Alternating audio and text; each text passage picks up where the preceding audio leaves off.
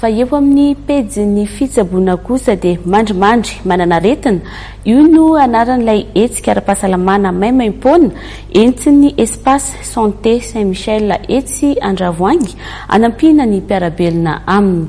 Intelo isan-kerinandro izy ity no tanterahan'izy ireo ary misy foana isam-bolana. Tokony hijery ny fahasalamana indray mandeha isa-taona farafaratsiny ny tsirairay ary ny fizaham-pahasalamana dia natao ho an'ny dokotera fa tsy hoe rehefa marary dia mihinana paracetamol ohatra dia vita. Tsy izay anefa ny zava-misy ka mahatonga ny espace santé Saint-Michel etsy Andravoahangy mikarakara hetsika fizaham-pahasalamana tsy andoavam-bola antsoiny hoe mandrimandry manana aretina. Izahay nanao hetsika tsy mandrimandry manana aretina. Le tsy mandrimandry manana aretina ny olona amin'izao fotoana efa sahirana amin'ny fiainana dia tsy mijery ny hoe aretina intsony izy na hoe inona ny tsy fahasalamana eo aminy.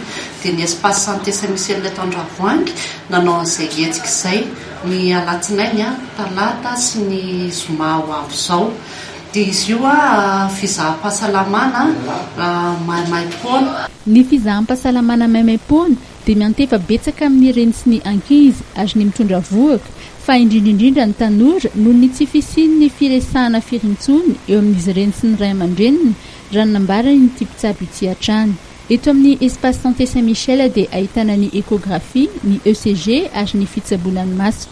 Ho an'ity farany dia misy ihany koa ny fizahana ny alahady ho fitsinjovana izay tsy afaka amin'ny andavanandro. Marihana fa misy isam-bolana ity hetsika fizaham-pahasalamana maimaimpoana mandrimandry manana aretina ity ka olona 50 isaky ny alatsinainy, talata ary zoma no raisy ny espace santé Saint-Michel amin'izany. Dia iny fanadihadiny indray tompoko lasy tompoko vavy no nanakatona ny fotoanany fampahalalam-baovao tamin'ity alina ity ankasitrahana feno ianao nanaraka izany hatramin'ny farany. Veloma tompoko.